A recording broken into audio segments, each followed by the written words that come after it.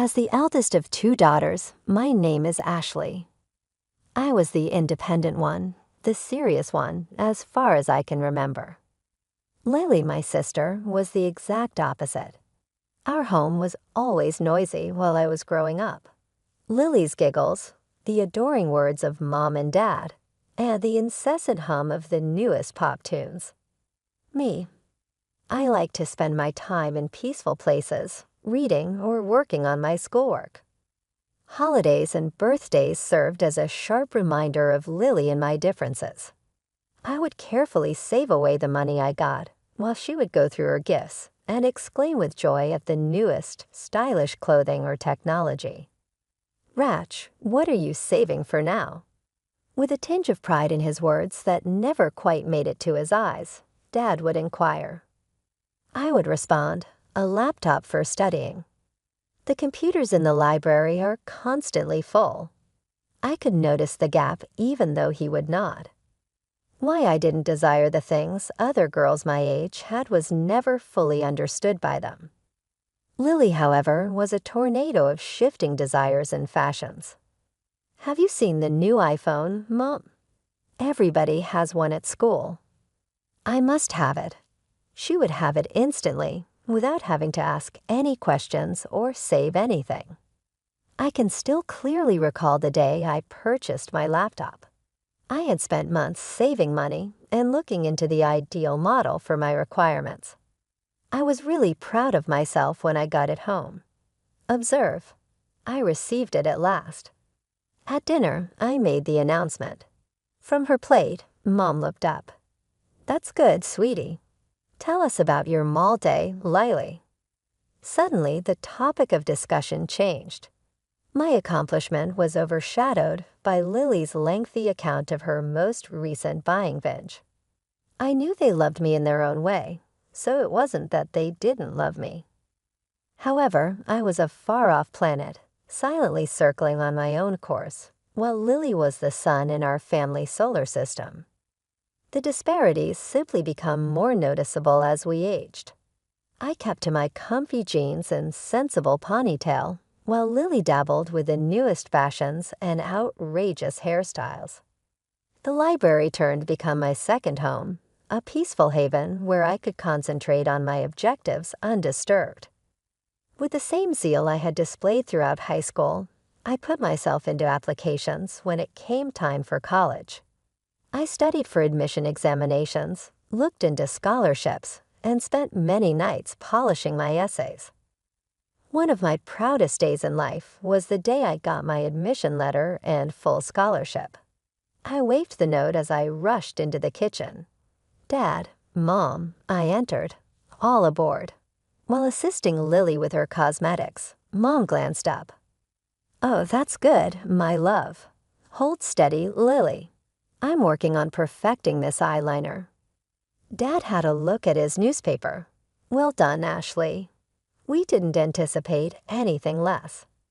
I was accustomed to their indifferent response, but it still hurt. Holding the letter close to my chest, I withdrew to my room. This was my opportunity to show myself and go out. Lily, on the other hand, barely made it through high school. I thought our parents would finally be disappointed when she handed home her lousy report card. Rather, they came together to support her. Mom stroked Lily's hair and murmured, "Oh, sweetie, don't worry about it. You have so many other talents. College isn't for everyone." Dad gave a nod of approval. "Yes, princess, you will discover your way." I was shocked to hear that. "Do you mean me? She nearly made it." My mother gave me a stern look. "Don't be mean, Ashley. Your sister is gifted in different ways." I recoiled once again and bit my tongue. It was obvious that Lily would always be the favorite, regardless of what I accomplished. College was a welcome change. I was surrounded by individuals who respected ambition and hard effort for the first time. Determining to take use of this chance, I immersed myself into my studies. I received a call from home one day while I was a sophomore. Lily was speaking, her enthusiasm palpable. "You know what, Ratch? I'm considering enrolling in some beauty classes. Parents believe it's a fantastic concept. Although I knew she wouldn't be interested, I wanted to tell her about the exciting research project I was working on and the summer position I had secured. I couldn't help but feel a mixture of resolve and aggravation as I hung up. I was determined to make it matter that I was on my own road. The years passed quickly. I graduated with honors, but Lily kept switching between beauty classes and never really finished anything. Before my diploma's ink dried, I was hired by a renowned corporation. The day I moved into my own apartment was bittersweet. As I unpacked my meager belongings, I thought about how different my life was from Lily's. She was still living at home, being pampered by our parents, but I was standing on my own 2 feet, ready to take on the world. My first few months at work were a whirlwind. I worked longer hours than anyone else, determined to prove myself. My dedication didn't go unnoticed. Within a year, I was promoted to team leader. I called home to share the news. Mom answered, "Oh, Ashley, that's nice, but guess what? Lily's met the most wonderful boy. He comes from such a good family. We're all so excited." As she rattled on about Lily's new boyfriend, my promotion faded into the background. I hung up, feeling deflated but more determined than ever. If my family couldn't appreciate my achievements, I'd just have to achieve even more. I threw myself into my work like a woman possessed. Days blurred into nights. Weekends became just another opportunity to get ahead. My dedication paid off. I got another promotion, then another. Before I knew it, I was head of the department, the youngest in the company's history. Mr. Thompson, the owner, called me into his office one day. "Ashley, your work has been exceptional. We've never had someone rise through the ranks so quickly." I beamed with pride. "Thank you, sir. I love what I do." He smiled. "It shows. That's why I want to offer you something special. We have a program for our top employees, a chance to buy an apartment at a significant discount. You've more than earned it." The next few weeks were a whirlwind of paperwork and planning. When I finally got the keys, I felt like I was walking on air. I decided to throw a housewarming party, a chance to celebrate my success with the people who mattered most. I didn't have much furniture yet, so I bought some inexpensive plastic tables and chairs. I arranged everything carefully, making sure the disposable tableware matched the decor. It wasn't fancy, but it was mine, and I was proud of it. The day of the party arrived. My colleagues showed up first, bearing gifts and warm congratulations. Then my family arrived. Mom, Dad, and Lily swept in like a whirlwind. I noticed Lily's eyes darting around, taking in the modest furnishings with a barely concealed smirk. As the evening wore on, I noticed a pattern.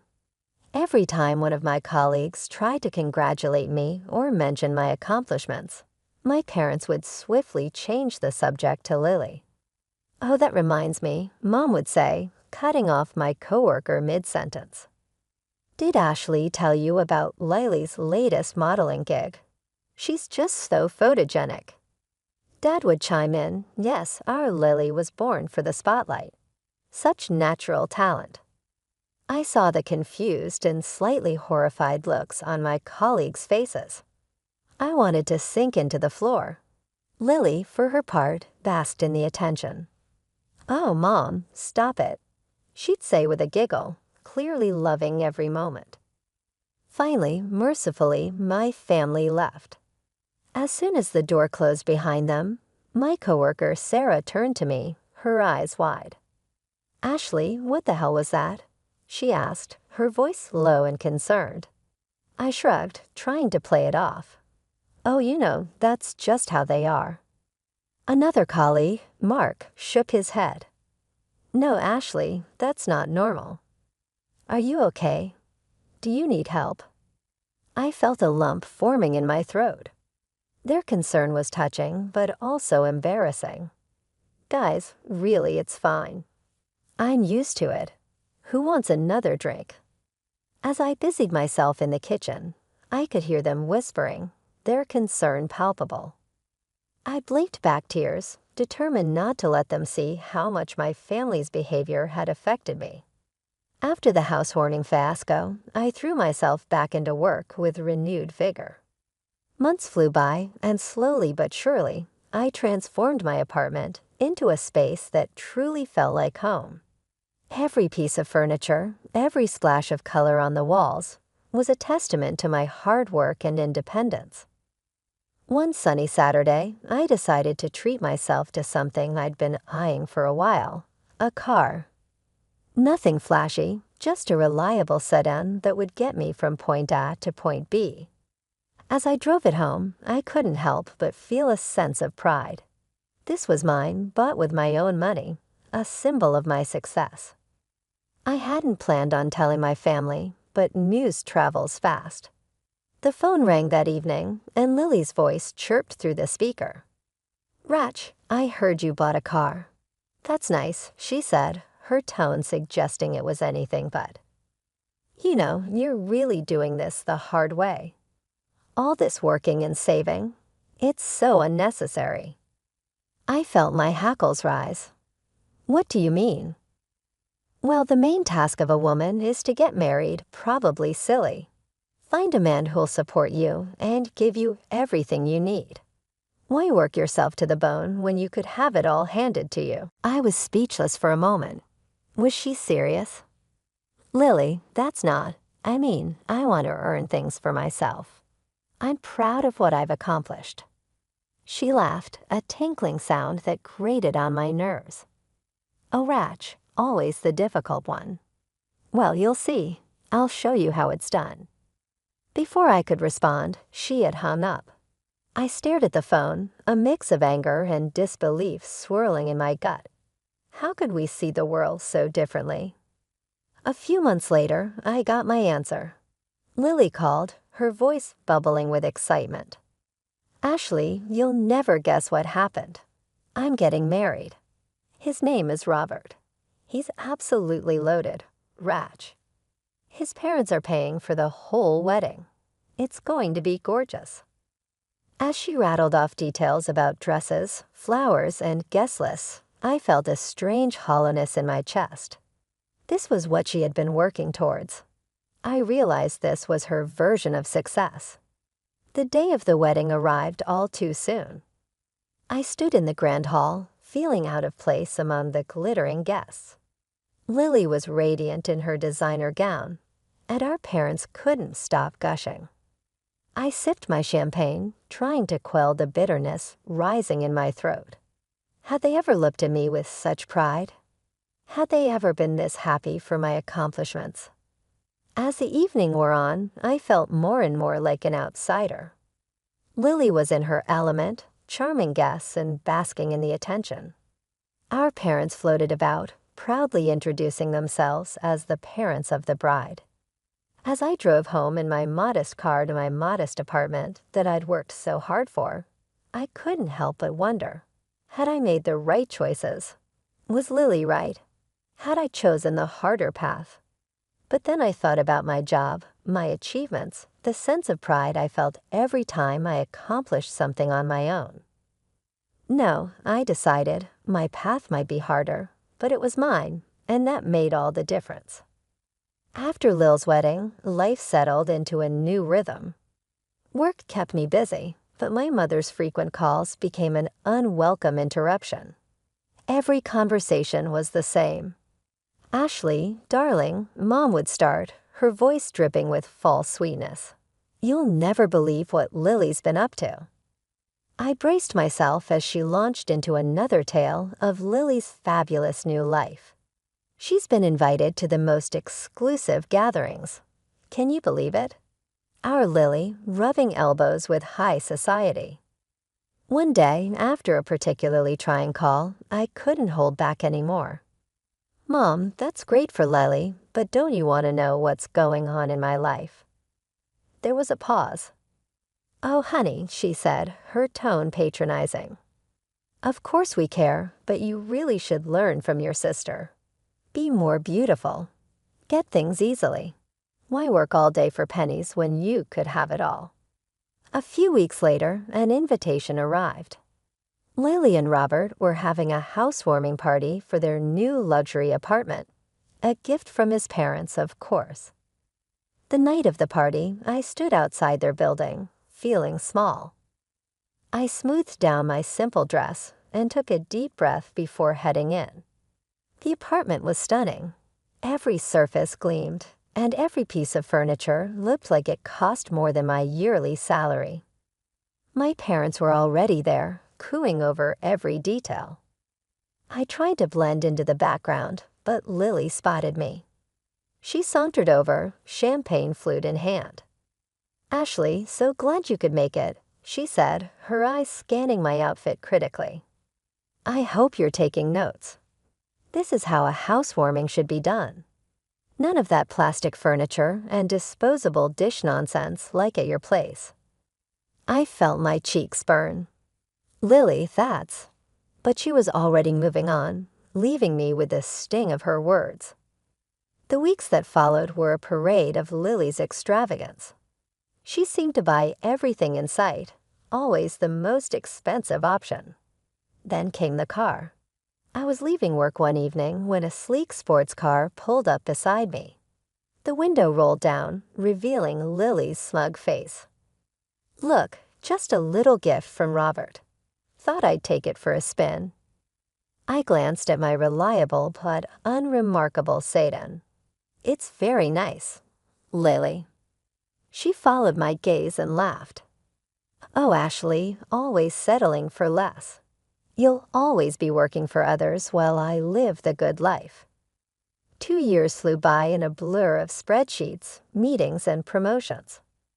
While I climbed the corporate ladder, Lily seemed content to climb from one shopping spree to the next. Our paths couldn't have been more different, but I'd made my peace with it. Or so I thought. It was a regular Tuesday when my world tilted on its axis.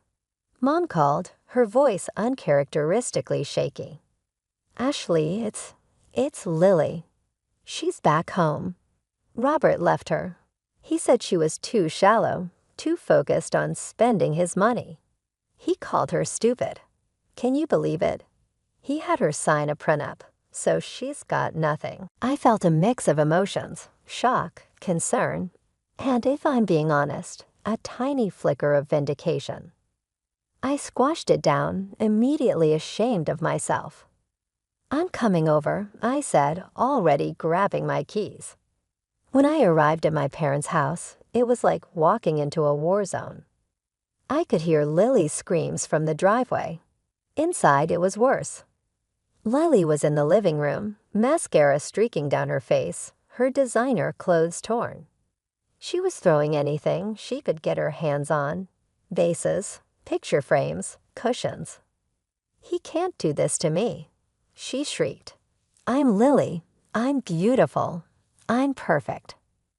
Mom and Dad fluttered around her, trying to calm her down. "Sweetie, please," Mom pleaded. "We'll figure this out. Dad will buy you a new dress, won't you, dear?" Dad nodded frantically. "Of course, princess. Anything you want." I stood there watching this scene unfold, feeling like I was in some bizarre alternate reality. This couldn't be happening. This wasn't how life was supposed to work, was it? As the days passed, Lily's tantrums didn't subside. She'd cry for hours, then scream, then demand expensive gifts to make herself feel better. Our parents, ever eager to please their favorite, complied with every request. One evening, after a particularly bad episode, I couldn't hold my tongue anymore. "Maybe," I said cautiously, "Lily should consider getting a job. It might help her appreciate the value of money and give her something to focus on." The room went dead silent, then all hell broke loose. Lily's face contorted in rage. "A job? Like you, slaving away day after day like some peasant." She burst into tears and ran upstairs, slamming her door so hard the house shook.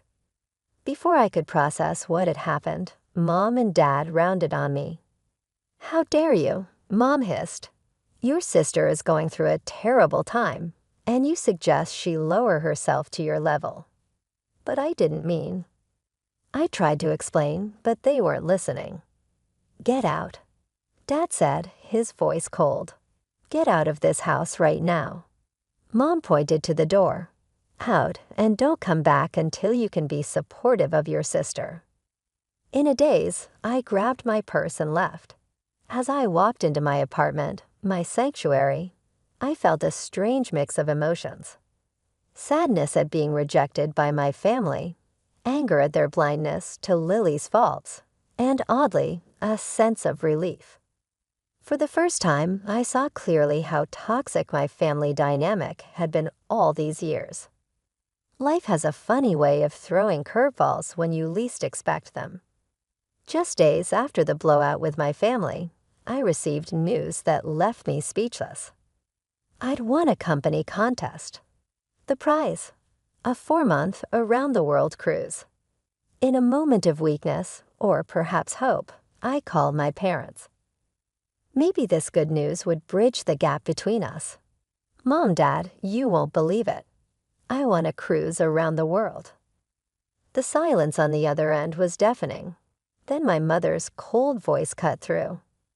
"Ashley, how can you be so selfish? Your sister is going through a terrible time, and you're bragging about vacations." I felt like I'd been slapped. "I'm not bragging. I just thought." Mom interrupted. "If you had any decency, you'd give that ticket to Lily. She needs a change of scenery. You can stay home and work like you always do." Something snapped inside me. Years of pent-up frustration came pouring out.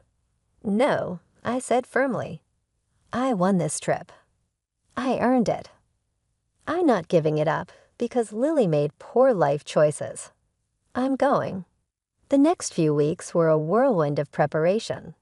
I packed my bags, put my affairs in order, and on the day of departure, I turned off my phone. For the first time in years, I felt truly free.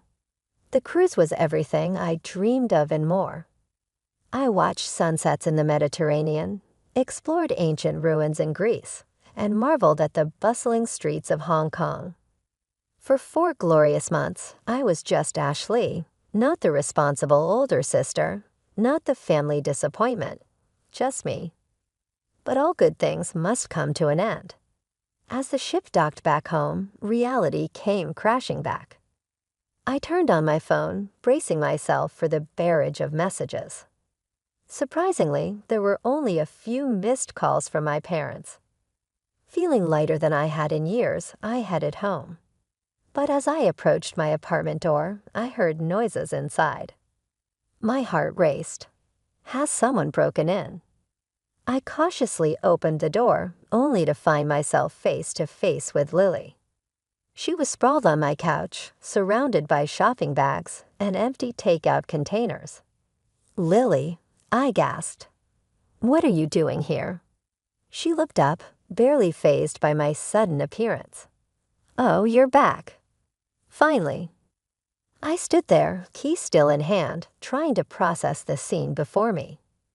"How did you get in here?" Lily rolled her eyes. "Don't be dense, Ashley. I used the spare keys you gave Mom and Dad. I needed a change of scenery. Everything at home reminded me of you." I stood there, staring at Lily, trying to process everything. This was too much. I needed air. "I'm going to the store," I muttered, grabbing my car keys and heading for the door. But when I reached the parking lot, my car was nowhere to be seen. Panic rising, I called my parents. "Mom," I demanded, cutting to the chase. "Where's my car?" There was a pause, then Dad's voice came on the line. "We sold it." The world seemed to tilt on its axis. "You what?" Lily needed cheering up, Mom explained, as if it was the most natural thing in the world. "We used the money to take her shopping, to the spa." I couldn't believe what I was hearing. That was my car. You had no right. Now, Ashley, Dad's stern voice cut in. We're family. What's yours is ours. Don't be so selfish. Something inside me snapped. Years of pent-up frustration, resentment, and anger came pouring out. Selfish? You steal my car, invade my home, and I'm selfish. I want my money back now. Their response was immediate and harsh. They called me heartless, ungrateful, a disappointment. The words stung, but for the first time, they didn't break me. I hung up and marched back to my apartment. Lily was still there, oblivious to the storm raging inside me. Get out, I said, my voice quiet but firm. Lily looked up, shocked. What? Get out. Now.